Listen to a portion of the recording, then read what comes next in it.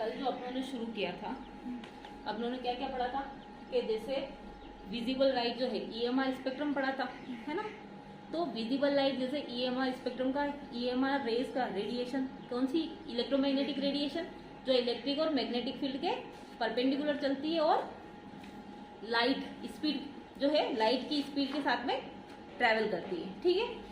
फिर अपन देखा था कि ईएमआर रेडिएशन का जो एक फॉर्म था विजिबल रेडिएशन जैसे, वैसे ही उसके अदर फॉर्म्स क्या थे, कॉस्मिक रे, gamma ray, X ray, UV visible, IR, infrared, ठीक है, माइक्रोवेव और रेडियो वेव। ये क्या है, सारे इलेक्ट्रोमैग्नेटिक रेडिएशन के अलग अलग फॉर्म है, उसी के पार्ट है, ठीक है। उसमें आप लोगों ने फिर कल क्या देखा था कि इनके जो है एनर्जी का बेसिस पे देखा था, एनर्जी, वेवलेंथ और वेव नंबर, इनके बेसिस पे, फ्रीक्वेंसी के बेसिस पे देखा था ना कि इस तरफ से इस तरफ कॉस्मिक रे से रेडियो वेव की तरफ जाते हैं तब एनर्जी डिक्रीज होती है। और एनर्जी का रिलेशन क्या है, E equal to h mu या फिर एच सी अपॉन लेमडा। तो म्यू क्या है, फ्रीक्वेंसी। तो यानी एनर्जी, अगर अपनों को एनर्जी की वैल्यू पता है, Planck constant, H Planck constant, इसकी वैल्यू अपनों को पता ही है, तो अगर एनर्जी की वैल्यू पता है तो अपन फ्रीक्वेंसी भी निकाल सकते हैं, है ना। अगर अपनों को एनर्जी की वैल्यू पता है, सी क्या है, स्पीड ऑफ लाइट, तो लेमडा वेवलेंथ की वैल्यू भी निकाल सकते हैं। और एक और क्या था, mu bar is equal to 1 by lambda. तो अगर अपनों को पता है एक चीज तो इससे सब कुछ निकाल सकते हैं ना। तो इसीलिए उसकी जगह अपन एनर्जी की जगह कभी फ्रीक्वेंसी यूज करते हैं, कभी वेव लेंथ यूज करते हैं, कभी वेव नंबर यूज करते हैं, डिपेंड्स ऑन सिचुएशन। तो अगर एनर्जी के बेसिस पे देखा था तो एनर्जी के बेसिस पे क्या होगा, सबसे ज्यादा एनर्जी किसकी होती है, कॉस्मिक रे की। और जैसे जैसे रेडियो वेव की तरफ जाते हैं तो एनर्जी डिक्रीज होती है। अगर लेमडा ले लें तो वेवलेंथ के बेसिस पे इंक्रीज होगी, वेवलेंथ क्या होगा, इंक्रीज होगा। क्यों, क्योंकि देखो एनर्जी और वेवलेंथ का रिलेशन क्या है, इनवर्सली प्रोपोर्शनल है ना। तो अगर एनर्जी डिक्रीज हो रही है तो लेमडा इंक्रीज होगा। अगर फ्रीक्वेंसी के बेसिस पे ले लें तो एनर्जी और फ्रीक्वेंसी का रिलेशन क्या है, डायरेक्ट रिलेटेड है ना। E is equal to h mu होता है ना। तो यानी एनर्जी बढ़ रही है मतलब फ्रीक्वेंसी भी बढ़ ही रही है, तो म्यू भी क्या है, डिक्रीज हो रहा है ना। अगर म्यू बार के बेसिस पे ले लें, वेव नंबर के रेफरेंस में ले लें तो क्या होगा, वेव नंबर क्या होता है 1 बाय लेमडा।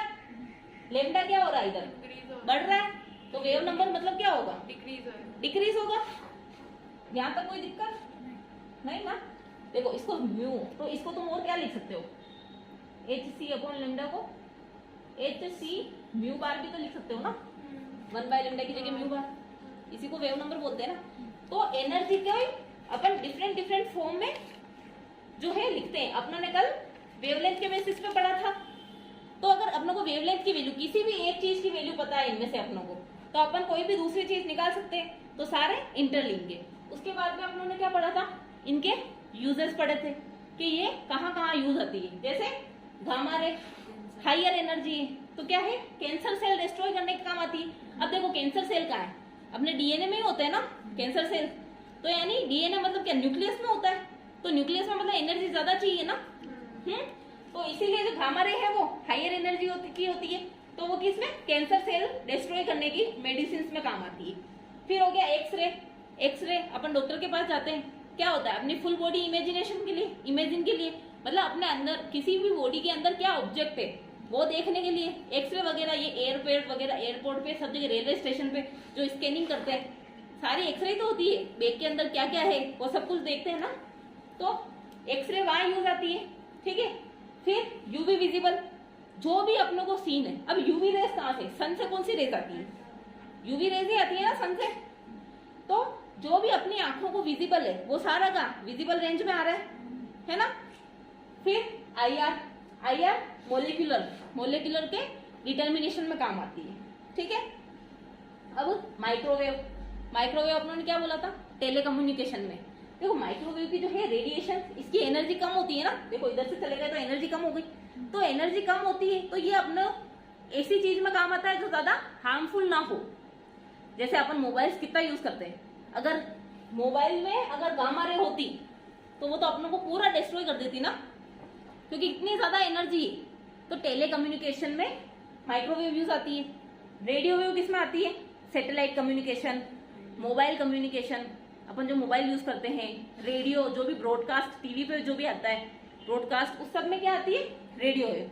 ये लो एनर्जी रेडिएशन है। इसके देखो एनर्जी इधर डाउन द ग्रुप क्या हो रही है, इस तरफ क्या हो रही है, डिक्रीज हो रही है ना, तो एनर्जी डिक्रीज हो रही है। इसका मतलब क्या है, इसका हार्मफुल अपने लिए बहुत ज्यादा हार्मफुल नहीं है, इसलिए अपन टेलीकम्युनिकेशन में इसको यूज कर पा रहे हैं। अगर वो अपने लिए हार्मफुल होती, अपन एक्सरे रूम में अपने को ऐसे ही जाने जाते हैं क्या, पर्टिकुलर डॉक्टर जब प्रिस्क्राइब करता है तभी तो अपन एक्सरे करवाने जाते हैं ना, ऐसे ही अपने को एक्सरे रूम में जाने देते हैं क्या, कहते हैं ना। और एक्सरे में क्या बोलते हैं, एक बार एक्सरे करवाने के बाद में शायद 2 महीने ऐसा कुछ होता है ना टाइम पीरियड, कि इतने महीने तक वापस एक्सरे नहीं करवा सकते आप, क्योंकि वो अपनी बॉडी पे अटैक करती है, हार्मफुल होती है अपने लिए। तो अगर कंटिन्यूअसली अपन एक्सरे के उसके में आ रहे हैं, देखा होगा एक्सरे रूम में जब अपन जाते हैं तो सिर्फ अपन ही होते हैं, जो इवन एक्सरे ले रहा है वो भी बाहर होता है, रूम के बाहर से लेता है। कभी तुम लोगों ने देखा हो MRI वगैरह करवाते हो तो वो भी उसके बाहर होता है, क्योंकि अगर वो भी अंदर होगा तो उसकी तो रोज इंटरेक्शन होगा ना एक्सरे से, तो उसके लिए भी तो हार्मफुल है। तो इसीलिए जो है हायर एनर्जी रेडिएशन जो है इनसे अपनों को अपन दूर रहते हैं। पर्टिकुलर जो है कोई बीमारी वगैरह पर्टिकुलर यूज है तभी उसको अपन यूटिलाइज करते हैं, ठीक है। ये वाली अपनी डेली लाइफ में टेलीकम्युनिकेशन, सैटेलाइट कम्युनिकेशन, उन सब में आता ही है ना।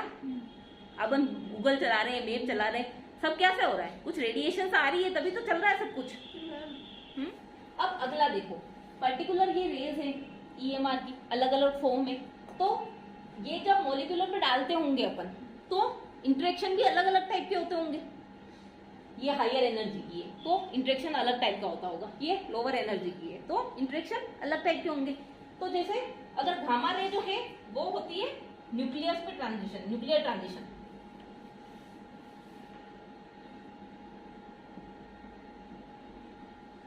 गामा रे किस काम आती है, न्यूक्लियर ट्रांजिशन। हायर एनर्जी, देखो न्यूक्लियस की कितनी एनर्जी ज्यादा होती है, न्यूक्लियस का अपने कोर जो अपना पूरा स्ट्रक्चर है अपन क्या लिखते हैं, न्यूक्लियस, फिर इलेक्ट्रॉन की एक शेल, 2 शेल, ऐसे ही है ना। तो न्यूक्लियस कितना अंदर की टाइप है, कितनी हाई एनर्जी। न्यूक्लियस से अपने को कुछ निकालना है तो एनर्जी कितनी ज्यादा देनी पड़ेगी, वैलेंस इलेक्ट्रॉन, एक तो आउटर इलेक्ट्रॉन निकालना है, उसके लिए अपने को एनर्जी सबसे कम देनी पड़ेगी ना, इजीली निकाल पाएंगे बाहर वाली शेल में। तो क्यों, क्योंकि न्यूक्लियस का इफेक्ट इस पे कम है। जितना अगर अंदर वाला है तो अंदर वाले को, अंदर वाला इलेक्ट्रॉन निकालने के लिए और ज्यादा एनर्जी देनी पड़ेगी बाहर वाले से। क्यों, क्योंकि न्यूक्लियस के ये बिल्कुल पास है, न्यूक्लियस में क्या है, प्रोटॉन, तो इसको खींच के रखेगा अपनी तरफ। तो न्यूक्लियस खुद कितना इलेक्ट्रॉन डेंसिटी है उसकी, तो उसको उसमें से अगर कुछ निकालना है तो अपने को एनर्जी ज्यादा देनी पड़ेगी। इसीलिए गामा रे जो है वो न्यूक्लियर ट्रांजिशन के लिए यूज करते हैं अपन, ठीक है। जैसे एक्सरे, एक्सरे क्या, एक्सरे में क्या होता है, कोर इलेक्ट्रॉन, इजेक्शन ऑफ, यहाँ लिखा है ejection of core electron. Core electron क्या होते हैं, जो बाहर वाली शेल होते हैं उसको तो बोलते हैं अपन आउटर मोस्ट शेल, और जो अंदर वाले होते हैं ना न्यूक्लियस के पास वाले, ये जो न्यूक्लियस के पास वाले इसको बोलते हैं अपन कोर इलेक्ट्रॉन, मतलब अंदर वाले इलेक्ट्रॉन। तो एक्सरे क्या करता है, देखो जैसे जैसे एनर्जी कम हो रही है वैसे वैसे फंक्शन भी बाहर की तरफ जाता जा रहा है। यहाँ पे क्या कर रहा है, गामा रे क्या करता है, न्यूक्लियर ट्रांजिशन, न्यूक्लियस के अंदर से ट्रांजिशन करवाता है। X ray ejection of core electron, जो अंदर वाला इलेक्ट्रॉन है इसके ट्रांजिशन करवाता है, ठीक है, उसको निकालता है। फिर UV visible valence electron, outermost shell से इलेक्ट्रॉन्स के ट्रांजिशन करवाते हैं, ठीक है। इसकी एनर्जी कम हो गई ना। फिर आईआर, आईआर में क्या करता है, मोलिकुलर वाइब्रेशन, वाइब्रेशन को अपन डिटरमाइन करते हैं, मतलब वाइब्रेशन के बारे में पढ़ते हैं। यूवी विजिबल जब अपन पढ़ेंगे तो अपन किस पे फोकस करेंगे, वैलेंस इलेक्ट्रॉन्स पे। जब आईआर पढ़ेंगे तो मोलिकुलर वाइब्रेशन, ठीक है। माइक्रोवेव जब पढ़ते हैं तो मोलिकुलर रोटेशन, माइक्रोवेव क्या करती है, मॉलिक्यूल को रोटेट करने का काम करती है, ठीक है। रेडियो वेव में न्यूक्लियर स्पिन, देखो स्पिन क्या होता है, अपन जैसे इलेक्ट्रॉन के लिए बोलते हैं ना कि ये हुआ तो क्या बोलते हैं इसको, पॉजिटिव स्पिन, इसकी वैल्यू क्या होती है +12। अगर ऐसा हुआ तो नेगेटिव स्पिन, वैल्यू क्या होती है? माइनस। मतलब स्पिन है क्या एक्चुअली? इलेक्ट्रॉन जो है वो खुद की अक्ष पे घूमते हैं ना, वो होता है स्पिन मोशन। ऐसे ही अब न्यूक्लियस में क्या होता है, पूरा जो मॉडल है उसमें न्यूट्रॉन, प्रोटॉन, इलेक्ट्रॉन सब होते हैं, तो सबके अपने अपने स्पिन हुए, वो अपने अक्ष में भी घूम रहे होते हैं और इलेक्ट्रॉन जो है वो न्यूक्लियस के चारों ओर भी घूमते हैं। ठीक है, जैसे अर्थ जो है वो सन पे अपने अक्ष पे भी घूमती है और सन के भी चारों तरफ चक्कर लगाती है ना, तो वो स्पिन होते हैं। जो खुद के उस पे घूम रहा है उसको क्या बोलते हैं अपन? Spin motion. तो एनएमआर में अपन क्या पढ़ते हैं? Nuclear spin orientation. ठीक है, इसमें अपन क्या पढ़ते हैं? NMR, nuclear magnetic resonance. Magnetic field जब अप्लाई करते हैं तो रेडियो वेव डालते हैं तो न्यूक्लियर का जो है वो स्पिन होता है। वो पर्टिकुलर जब अपन पढ़ेंगे तो उस पर फोकस करेंगे, उसको और ज्यादा डिटेल में पढ़ेंगे। ठीक है, तो आईआर में क्या है, अपन क्या पढ़ते हैं? Molecular vibration. माइक्रोवेव में क्या पढ़ते हैं? Molecular rotation. ठीक है, यूवी विजिबल में वैलेंस इलेक्ट्रॉन, एक्सरे में कोर इलेक्ट्रॉन का डिटेक्शन। ठीक है, चलो यहाँ तक कोई डाउट नहीं। अगली जो एक चीज थी, कल अपनों ने लिखा था लाइन स्पेक्ट्रा और ब्रॉड स्पेक्ट्रा। तो लाइन स्पेक्ट्रम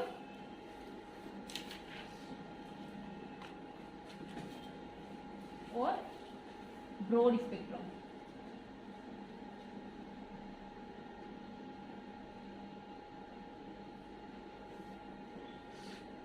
देखो मैंने क्या बोला, ट्रांजिशन होते हैं। ट्रांजिशन कैसे? मान लो ये ग्राउंड लेवल है, ठीक है, ई नोट लिख देते हैं, यहाँ पे कोई इलेक्ट्रॉन है, ठीक है, ये एक्साइटेड स्टेट E1 और E2, ठीक है। अब ट्रांजिशन हुआ, ठीक है, ground state to excited state transition हुआ। एक ट्रांजिशन ये हुआ और एक ट्रांजिशन ये हुआ। अब देखो ये जो ट्रांजिशन हुआ, अपन क्या पढ़ रहे हैं? एब्जॉर्प्शन स्पेक्ट्रोस्कोपी, यानी ये ट्रांजिशन हुआ, इसने कुछ रेडिएशन एब्जॉर्ब की, तो उसके करस्पॉन्डिंग ही कोई स्पेक्ट्रा आएगा ना। स्पेक्ट्रा मैंने क्या बोला, जो रीड आउट डिटेक्टर जो है वो कुछ डिटेक्ट करता है, उसके बाद में स्पेक्ट्रा देता है। स्पेक्ट्रा अपन आगे पर्टिकुलर पढ़ेंगे। स्पेक्ट्रा किस फॉर्म में देता है वो, जैसे यूवी के केस में ले लो एब्जॉर्बेंस और लेमडा, उसका स्पेक्ट्रा देता है वो, उसके बेसिस पे, ठीक है। पर्टिकुलर ट्रांजिशन होता है, इसके करस्पॉन्डिंग कुछ स्पेक्ट्रा देता है। एक एक चीज पढ़ेंगे अपन, ठीक है। तो अब मैंने क्या बोला, एक ट्रांजिशन हुआ तो इसके करस्पॉन्डिंग कोई स्पेक्ट्रा आएगा, एक ये ट्रांजिशन हुआ। अब देखो तुमको ये दोनों ट्रांजिशन सेपरेट दिख रहे हैं ना, इनमें कुछ गैप है, दोनों ट्रांजिशन है सेपरेट, तो जो स्पेक्ट्रा आएगा वो भी कैसा आएगा? सेपरेट।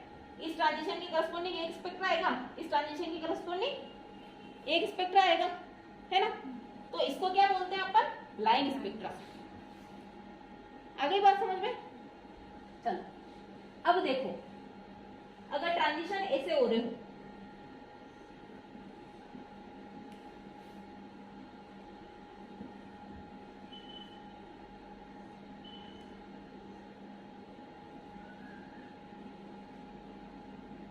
एनर्जी लेवल बहुत पास पास है अगर, ठीक है, एक ट्रांजिशन ऐसे हो रहा है, दूसरा ट्रांजिशन ऐसे हो रहा है,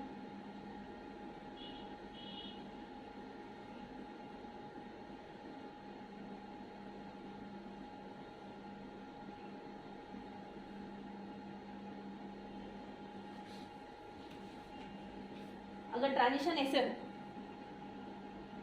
ठीक है, देखो कितने पास पास है ये, है ना। अगर मैं और भी पास बना दूं, बिल्कुल इस तरह से, देखो इसको रिजोल्व करना ही, देखो अभी ट्रांजिशन कितने पास पास है, यहाँ कितना था ट्रांजिशन, दूर दूर थे, तो स्पेक्ट्रा में भी अपनों को जो है डिफरेंस वो दिखेगा। स्पेक्ट्रा भी थोड़ा दूर दूर आएगा, इसके करस्पॉन्डिंग जो स्पेक्ट्रा आएगा वो अलग आएगा, इसके करस्पॉन्डिंग जो स्पेक्ट्रा आएगा वो अलग आएगा, तो वो रिजोल्वेबल है, तो वो लाइन स्पेक्ट्रा। अब देखो जब ट्रांजिशन बहुत ज्यादा क्लोज है, मतलब ट्रांजिशन जो है उनको ही अपनों को सेपरेट करना अपने लिए मुश्किल है। देखो कितने पास पास दिख रहे हैं, तुम सेपरेट कर सकते हो क्या? तो क्या होगा, जो स्पेक्ट्रा आएगा वो भी बिल्कुल पास पास आएगा। तो ऐसी कंडीशन में जो स्पेक्ट्रा बनता है वो क्या बनता है इस तरीके से, ब्रॉड स्पेक्ट्रा। क्यों? क्योंकि देखो पर्टिकुलर एक के करस्पॉन्डिंग जो स्पेक्ट्रा आया वो बिल्कुल पास पास आएगा ना, क्योंकि ट्रांजिशन बिल्कुल पास पास है, तो जो स्पेक्ट्रा आएगा वो भी कैसा आएगा, ब्रॉड स्पेक्ट्रा। ठीक है, आ गई बात समझ में? यहाँ कोई डाउट? यहाँ जो स्पेक्ट्रा बनेगा वो कैसा बनेगा, लाइन स्पेक्ट्रा।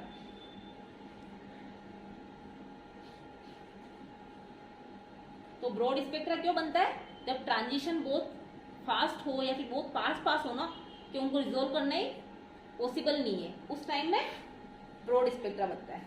ठीक है, देखो यूवी विजिबल स्पेक्ट्रोस्कोपी होती क्या है, कहाँ अपन इसको यूज करते हैं। ठीक है, टू स्टडी मेनली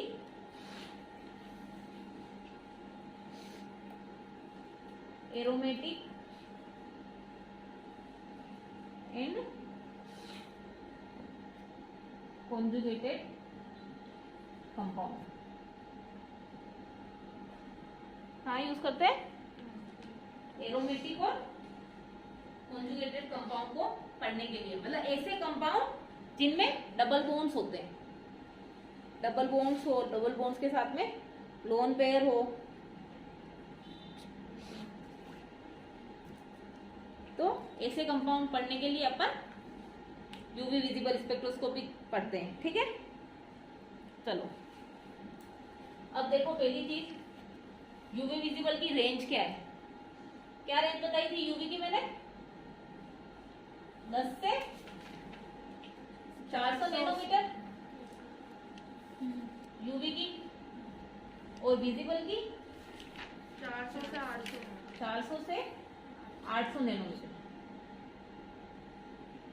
ठीक है, इसमें भी यूवी दो टाइप की होती है, एक है नियर यूवी और एक होता है फार यूवी। इसको अपन वैक्यूम यूवी भी बोलते हैं। देखो ये जो है ये होती है 190 से 400 नैनोमीटर अप्रोक्स। ठीक है, और फार यूवी जो है वो बिलो 190 नैनोमीटर से कम वाली जो होती है, ये बिलो का साइन है ना, 190 ग्रेटर है मतलब, तो 190 से बिलो जो है वो फार यूवी होती है। ठीक है, अब देखो इसको वैक्यूम यूवी क्यों बोलते हैं, फार यूवी को क्या लिखा मैंने, वैक्यूम यूवी। क्यों? क्योंकि देखो जो नॉर्मल यूवी है उसमें क्या इंस्ट्रूमेंटेशन जब अपन देखेंगे तो कंपाउंड जो अपन डिटेक्ट करेंगे ना वो अपन नॉर्मल कंडीशन में भी कर सकते हैं। ठीक है, लाइट के साथ में मेटल रखा, किसी में लाइट के साथ में इंटरेक्शन करवाया नॉर्मल कंडीशन में ही, और अपने को कुछ स्पेक्ट्रा मिल जाएगा। लेकिन फार यूवी में क्या होता है, हमको वैक्यूम अप्लाई करना पड़ता है, मतलब जहां पे भी जिस भी इंस्ट्रूमेंट पे जिस भी जगह हम यूवी अप्लाई कर रहे हैं मेटल के ऊपर, वहां पे पूरा वैक्यूम होना चाहिए। क्यों ऐसा क्यों होता है, क्योंकि इस रीजन में जो है देखो एटमॉस्फेयर में ऑक्सीजन है, तो इस रीजन में ऑक्सीजन जो है वो भी ये रेडिएशन एब्जॉर्ब कर लेते हैं, मतलब ऑक्सीजन की जो भी रेडिएशन एब्जॉर्ब करने की मतलब है कैपेसिटी, वो इसी रीजन में वो फार यूवी में एब्जॉर्ब करता है।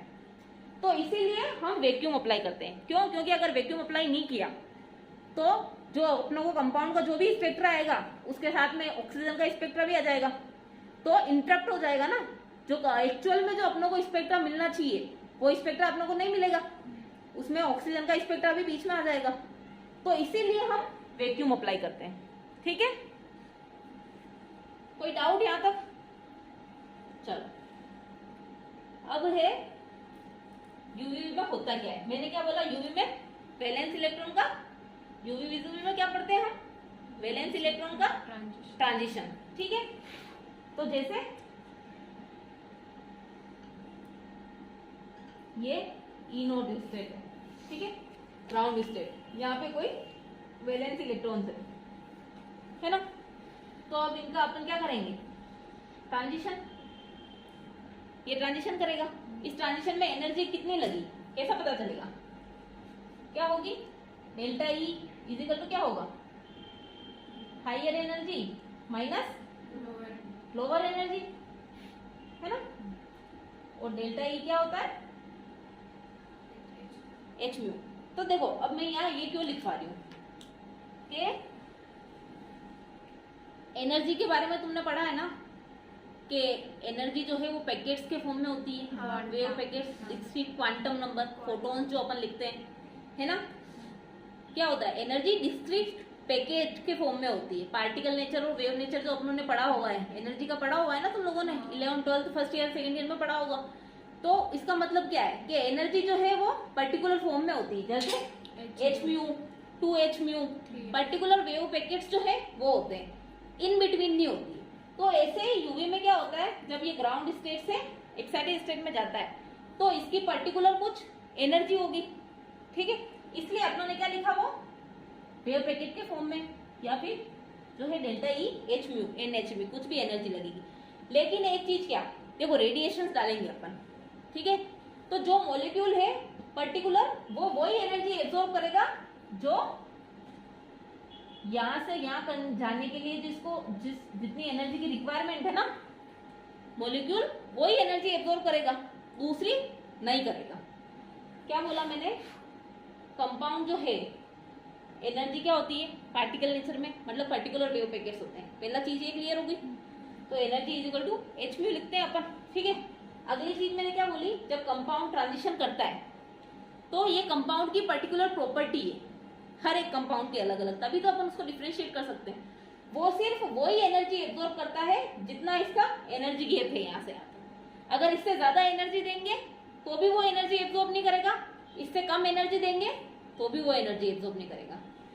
पर्टिकुलर उसको इस स्टेट से इस स्टेट तक जाने के लिए जितनी एनर्जी की रिक्वायरमेंट है वो सिर्फ उतनी ही एनर्जी एब्जॉर्ब करता है। मतलब पर्टिकुलर वो वेवलेंथ जब आपने डाली, जैसे यहां से यहां तक जाने के लिए मान लो इसको कितना, मान लो 430 लेमडा जो है 430 nanometre.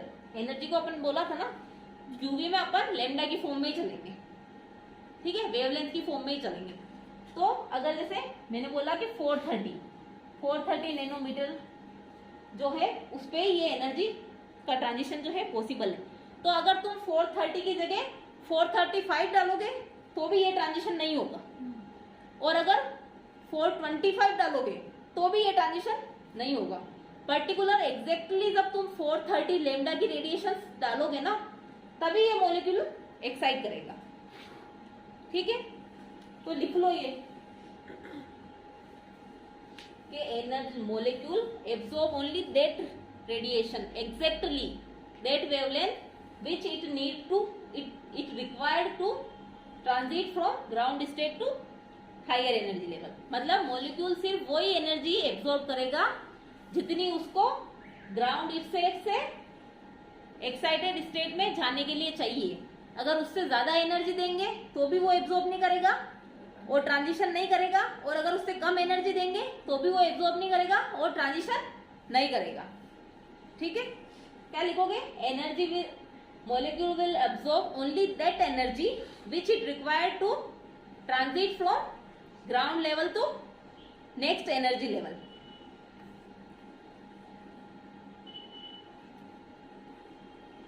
If we will give energy higher than that, it will not absorb and will not transit. Or if we will give energy level lower than, lesser than that, then also it will not absorb it and will not transit. और practical language में लिख लो ताकि तुम लोगों को ज्यादा याद रहे कि जैसे ये 430 नैनोमीटर है, तो अगर 425 नैनोमीटर दिया तो भी ये ट्रांजिशन नहीं करेगा, और 435 नैनोमीटर दिया तब भी ये ट्रांजिशन नहीं करेगा, ठीक है। तो ये नोट डाउन कर लो अपनी लैंग्वेज में ताकि मैथमेटिकली तुमको ज्यादा अच्छे से याद रहे। मैम ये 430 नैनोमीटर, हाँ, इसकी स्टैंडर्ड वैल्यू है या आपने मन से लिखी? मन से लिखी है। मैंने कहा है कि कोई कंपाउंड अगर 430 एब्जॉर्ब कर रहा है, वो कोई भी, सबकी अलग अलग प्रॉपर्टी है सारे कंपाउंड की, तो वो अलग अलग एनर्जी एब्जॉर्ब करेंगे। मैंने जनरल बताया है कि अगर वो 430 है उसकी, वो 430 एब्जॉर्ब कर रहा है, मान लो उसको ट्रांजिशन करने के लिए 430 नैनोमीटर चाहिए, तो अगर हम उससे कम देंगे तो भी वो एब्जॉर्ब नहीं करेगा और ट्रांजिशन नहीं करेगा, और अगर उससे ज्यादा देंगे तो वो भी एब्जॉर्ब नहीं करेगा और ट्रांजिशन नहीं करेगा। ठीक है,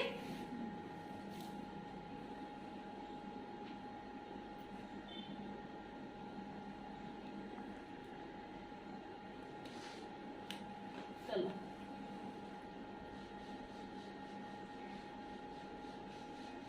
अगला देखो इंस्ट्रूमेंटेशन। विजिबल का, हाँ, विजिबल का यूवी विजिबल कंबाइन है ना, यूवी विजिबल दोनों में इलेक्ट्रॉनिक ट्रांजिशन है। 430 तो विजिबल में आ गया ना, ओके कंबाइन। वो यूवी विजिबल दोनों का साथ में देखते हैं, दोनों में जो है वो ट्रांजिशन देखते हैं अपन, ये वैलेंस इलेक्ट्रॉन का ट्रांजिशन। ठीक है, चलो अब है इंस्ट्रूमेंटेशन।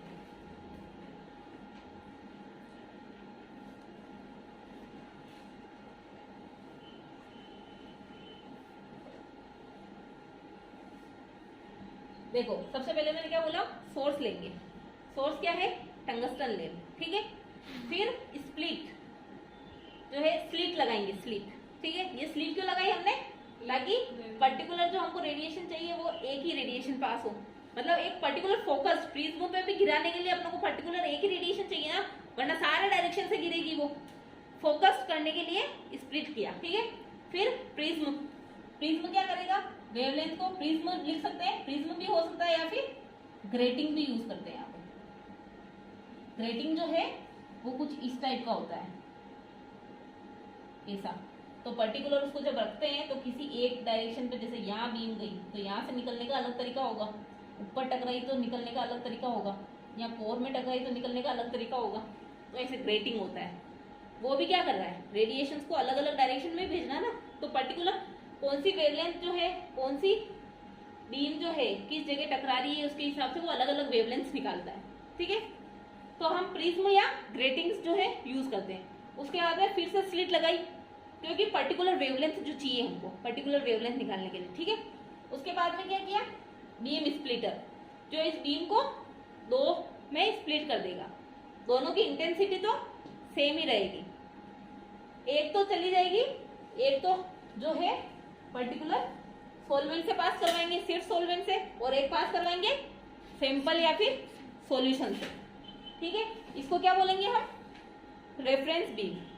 ठीक है, क्योंकि रेफरेंस ले रहे हैं ना, इसको एज ए रेफरेंस अपन यूज कर रहे हैं। एज ए रेफरेंस के लिए अपने यहाँ सॉल्वेंट रखा है, किसी के साथ में तो कंपेयर करोगे ना उसको। रेफरेंस कुछ तो अपन किसी भी चीज के लिए कोई रेफरेंस तो लेते हैं ना, तुम टाइट्रेशन कुछ भी करते हो तो भी रेफरेंस तो लेते हो ना, पर्टिकुलर एक। तो ये है रेफरेंस बीम, रेफरेंस के लिए। ठीक है, और ये नॉर्मल सैंपल बीम जो है, सैंपल के लिए अपन करते हैं। ठीक है, उसके बाद में क्या होगा, फोटो डायोड, जो भी एब्जॉर्प्शन होगा रेडिएशन आई। ठीक है, यहाँ तो क्या निकल जाएगी, आई नोट ही निकल जाएगी वापस सैंपल से। यहाँ पे आई, फोटो डायोड क्या करेगा, सारी रेडिएशन जो भी निकली उसको कलेक्ट करेगा, डिटेक्टर के पास भेजेगा, डिटेक्टर डिटेक्ट करेगा, रीड आउट डिवाइस कंप्यूटर वगैरह जो भी है उस पे अपनों को शो हो जाएगा जो भी ग्राफ वगैरह है स्पेक्ट्रा के फॉर्म में। आ गई बात समझ में। अब देखो इसमें एक और चीज क्या है, ये जो बना हुआ है सैंपल जो है, सैंपल जिस पे रखते हैं अपन उसको बोलते हैं कवेट। क्या बोलते हैं, कवेट। ये कवेट जो है किसकी बनी होती है, क्वार्ट्ज की बनी होती है। ये भी एक क्वेश्चन आता है, कवेट बनाने के लिए ग्लास को यूज नहीं कर सकते। क्या होती है बताती हूँ। जो बीम है, ये जो सैंपल है, सैंपल रखने के लिए 1 सेंटीमीटर की होती है, वो इतनी सी साइज होती है इसकी, 1 सेंटीमीटर रेक्टेंगुलर शेप की, जिसका ऊपर से खाली होती है, वहां से प्रिंट डालने के लिए, सॉल्यूशन डालने के लिए। ठीक है, 1 सेंटीमीटर, जो 1 से 10 सेंटीमीटर तक की हो सकती है, पर अपन लेबोरेटरी में जो जनरल यूज करते हैं ना, वो 1 सेंटीमीटर 2 सेंटीमीटर इतनी सी लेंथ की यूज करते हैं अपन। ठीक है, तो इसको बोलते हैं अपन कवेट। क्या बोलते हैं, सैंपल रखने का जो है उसको कवेट। ये क्वार्ट्ज की बनी होती है, इसको ग्लास का नहीं बनाते, ग्लास की नहीं यूज कर सकते। क्यों, क्योंकि ग्लास जो है वो यूवी विजिबल लाइट जो है एब्जॉर्ब करती है। मतलब जैसे हमने है ना ग्लास की कवेट बनाई, ग्लास की अगर कवेट जो है वो यूज की तो इंटेंसिटी आई नॉट आई। ठीक है, तो जैसे सॉल्यूशन, मान लो अंदर जो सॉल्यूशन है उस सॉल्यूशन ने 25% रेडिएशन जो है एब्जॉर्ब कर ली, तो पास कितनी होनी चाहिए थी? 75% पास होनी चाहिए थी ना। अगर 25 इसने एब्जॉर्ब की तो 75% पास होनी चाहिए थी। लेकिन अगर कुछ जो रेडिएशन है वो ग्लास भी एब्जॉर्ब कर लेती है, तो 75 की जगह अपनों को 65 या फिर 70% रेडिएशन ही मिलती है। तो उसमें क्या होगा, अपन जो कंपाउंड है उसको एक्यूरेटली डिटेक्ट नहीं कर पाएंगे। इसीलिए ग्लास जो है, क्योंकि ग्लास जो है वो रेडिएशन एब्जॉर्ब करता है और उसको सारी रेडिएशन जो है उसको ट्रांसमिट नहीं करता है। इसीलिए हम क्वार्ट्ज की कवेट यूज करते हैं, ग्लास की कवेट यूज नहीं करते हैं। ठीक है, नोट डाउन कर लो, क्योंकि ये भी एक मतलब क्वेश्चन बन के आता है। पूछते हैं वो कि कवेट जो है वो ग्लास की क्यों नहीं यूज करते हैं।